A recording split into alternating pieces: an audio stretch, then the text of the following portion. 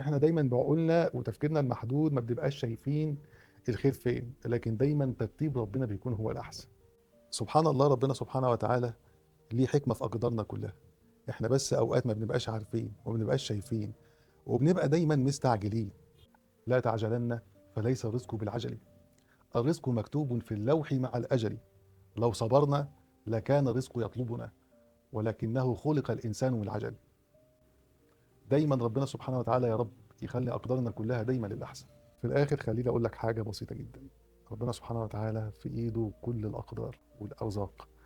اوعى تفتكر ان رزقك في ايد حد او مصلحتك متوقفه على رضا حد عنك. اعمل اللي عليك وبس. اوعى تفتكر ان رزقك في ايد مديرك اللي فوقك او في زميلك اللي معاك في الشغل.